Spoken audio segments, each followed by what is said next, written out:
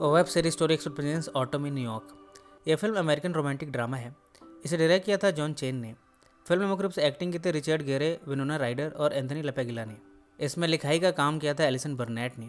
कहानी शुरू करने से पहले अगर आपने चैनल को सब्सक्राइब नहीं किया तो सब्सक्राइब कर लीजिए और बेल आइकन दबा दीजिए। अगर ये वीडियो पसंद आए तो लाइक का बटन दबाना ना भूलें। कहानी की शुरुआत होती है 48 साल के विल से। वो एक सक्सेसफुल रेस्टोरेंट ओनर है, पर इन सब के साथ ही एक वुमनाइजर भी है, यानी उसे औरतों से रिश्ते बनाने का बड़ा शौक है। उसकी आदत न्यूयॉर्क मैगजीन के कवर स्टोरी पर उसे ले आई है। इन सब में इस कहानी में प्रवेश होता है 22 साल की शार्लेट का। वो एक खुले दिल से ज़िंदगी को जीने वाली लड़की है। अपने आप को किसी भी तरह के बंधन में नहीं बांधती, ज़िंदगी को खुल के जीने में यकीन रखती है। आज उसकी ग्रैंडमदर और साथ में उसके कुछ दोस्त इस रेस्टोरेंट में पहुंचे हैं। मौका है शार्लेट के बर्थडे का। ये सभी इसे यहाँ सेलिब्रेट करने इस एरिया के फेमस रेस्टोरेंट में पहुंचे हैं। इतने में विल की नज़र शार्लेट पर गई। उसने उसका हैट देखा जो कि उसे बड़ा पसंद आया। वो तुरंत शार्लेट के समीप जाकर उसके हैट की तारीफ करने लगा। उसने कहा, इस इवेंट के लिए तुम्हारी हैट की ये चॉइस लाजवाब है। शार्लेट ने बताया कि ये हैट उसी ने बनाई है। हैट बनाना उसका प्रोफेशन है। बातों बातों में निकल कर आया कि शार्लेट विल के एक पुरानी गर्लफ्रेंड केटी की बेटी है। केटी के एक कार एक्सीडेंट में मौत हो गई थी। अगले दिन विल ने शार्लेट को फ़ोन लगाया और कहा, मुझे अपनी डेट के लिए एक हैट बनवानी है, मैं उसके साथ डिनर पर जाने वाला हूँ। शार्लेट ने विल का ये ऑर्डर लिया। कुछ दिनों के बाद उसने ये हैट विल के अपार्टमेंट में डिलीवर कर दिया।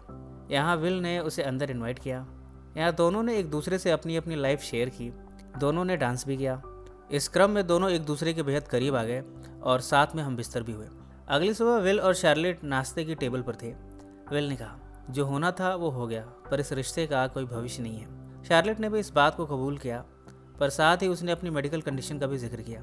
उसे दिल की बीमारी है, बहुत जल्द वो मरने वाली है। ये सब सुनकर विल को आघात सा लगा। इस मुलाकात के ख़त्म होने के बाद विल अपने दोस्त जॉन से मिला। उसने कहा कि वो शार्लेट से प्यार करने लगा है, वो उसे मरते हुए नहीं देख सकता। अगले दिन विल ने शार्लेट को फ़ोन किया और दोनों साथ में बाहर घूमने गए। यह दोनों ने आपस में एक दूसरे की उम्र में इतने बड़े डिफरेंस की बातें की। साथ ही शार्लेट की बीमारी की बातें हुई। वॉक करते हुए सेंट्रल पार्क के खूबसूरत नज़ारे के पास से गुजरे। शार्लेट ने यहाँ एक खूबसूरत पोयम गाया। इस कविता का शीर्षक था गॉड्स वर्ल्ड। ये पोयम गाते हुए उसने बताया कि सेंट विंसेंट मिले ने इस कविता को लिखा था। विल ने इस कविता को बेहद पसंद भी किया। घूमते हुए शार्लेट ने नोटिस किया कि विल बार बार घड़ी देख रहा था। उसने विल की कलाई से वो घड़ी निकाल ली और कहा, मैं तुम्हें तब दूंगी जब तुम भूल जाओगे कि ये मेरे पास है। इसके बाद ये रेस्टोरेंट पहुंचे। यहाँ शार्लेट विल के साथ मिलकर किचन में स्टाफ के लिए कुकिंग करने में व्यस्त हो गई। इस दौरान जब विल ने शार्लेट को अपने दोस्तों के बीच एंजॉय करते हुए देखा, तब वो उसके प्रति अपनी भावनाओं में उफान महसूस करने लगा। अब वो उसे प्यार करने लगा है। शार्लेट जब विल के अपार्टमेंट पहुंची तब उसे दिल में बहुत तेज दर्द हुआ। विल उसे हॉस्पिटल लिए पहुंचा। वो तो चाहता है कि कुछ भी करके शार्लेट इस बीमारी से सही सलामत बाहर निकल आए, पर यहाँ डॉक्टर ने उसे बताया कि शार्लेट को न्यूरोब्लास्टोमा है। ये एक तरह का कैंसर होता है जो नॉर्मली नर्व टिश्यूज़ में होता है। डॉक्टर ने भी बताया कि एडल्ट्स में ये बीमारी बहुत रेयर है। शार्लेट के केस में उसके दिल के नज़दीक ट्यूमर हो गया है। उसके पास बमुश्किल 1 साल ही है जीने के लिए। आने वाले दिनों में इनका रिश्ता और भी आगे बढ़ा। शार्लेट ने विल को और भी करीब से जाना। शार्लेट ने पूछा, तुम्हें फूड में इतना इंटरेस्ट क्यों है? विल ने बताया, फूड ही वो खूबसूरत चीज़ है जो हमारा लालन पालन करती है। इन सब में हैलोवीन आ गया। हैलोवीन पार्टी में शार्लेट ने अपने आप को प्रसिद्ध कवयित्री एमिली डिकिंसन की तरह ड्रेसअप किया। यहाँ शार्लेट ने बच्चों के सामने एमिली की फेमस पोयम को सुनाया। इसके बोल थे 2 बटरफ्लाइज। इस समय उसके फिंगर्स पर 2 बटरफ्लाइज आ गई थी। जब शार्लेट बच्चों के साथ इस पोयम को गुनगुना रही थी तब विल पास के दूसरे कमरे में अपनी किसी पुरानी गर्लफ्रेंड के साथ जिस्मानी संबंध बनाने में व्यस्त था। जब शार्लेट विल से मिली तब उसे उस पर शक हुआ। उसने विल को कन्फ्रंट भी किया, पर विल ने इन सब से इनकार कर दिया। शार्लेट के बार बार पूछने पर सच को स्वीकार उसे करना ही पड़ा। उसने कहा, हाँ, मैंने तुम्हें धोखा दिया है। मैंने अपनी ज़िंदगी ऐसे ही बिताई है। मुझे किसी के भरोसे को कायम रखना नहीं आता। इन शब्दों को सुनने के बाद शार्लेट ने विल से ब्रेकअप कर लिया।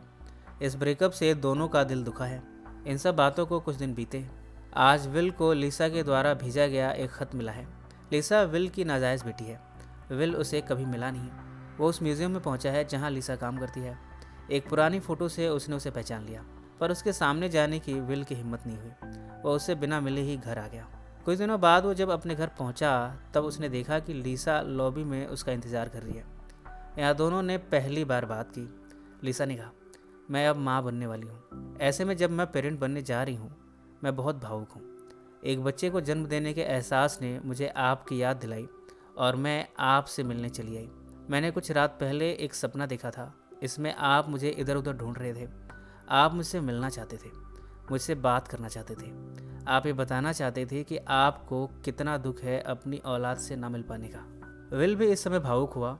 उसने इस बात को कबूल किया कि वो वास्तव में ये भावनाएं रखता है लीसा के लिए। अगली सुबह विल सेंट्रल पार्क से होते हुए गुजरा। यहाँ कुछ बच्चे पेड़ के नीचे खेल रहे थे। उन्हें पीछे छोड़कर पाथ के फेंस को क्रॉस करके वो आगे निकल गया। इस रात शार्लेट अपने अपार्टमेंट में पहुंची। यहाँ उसने देखा कि विल उसकी चेयर पर लेटा हुआ सो गया है।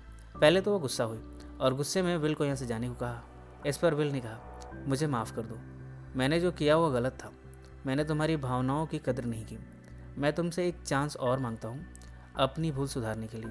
मैं फिर से तुम्हें पहले की तरह प्यार करना चाहता हूँ। इस समय विल ने शार्लेट को अपनी बाहों में भर लिया। यहाँ दोनों ने लव मेकिंग भी की।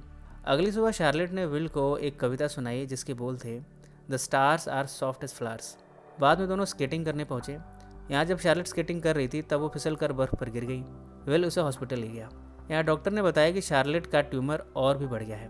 वो अगले कुछ हफ्तों में ही इस दुनिया को छोड़ कर जाने वाली है। ये सब सुनकर विल बड़ा भावुक हुआ। वो अब शार्लेट को खोना नहीं चाहता। अगले कुछ दिन उसने तलाश में बिताए हैं। वो यहाँ से वह उस स्पेशलिस्ट डॉक्टर की तलाश में है जो ये सर्जरी कर दे जिससे शार्लेट की ज़िंदगी बचाई जा सके। वो अपनी बेटी के पास भी पहुँचा हेल्प के लिए। लीजा ने भी स्पेशलिस्ट को ढूंढना शुरू किया और इस तरह इन्हें वो स्पेशलिस्ट मिल ही गया जो इस सर्जरी को करने के लिए तैयार है। इन सब में क्रिसमस आ गया है। आज क्रिसमस की सुबह जब शार्लेट उठी तब उसने विल की आवाज़ सुनी। वो घर को और टेरेस को सजाने में व्यस्त है। शार्लेट भी उठी विल के लिए गिफ्ट लाने को, पर वो ज़्यादा देर खड़ी नहीं रह पाई। खड़े होते ही कोलैप्स करके गिर गई। उसे तुरंत हॉस्पिटल ले जाया गया। यहाँ स्पेशलिस्ट को बुलाया गया।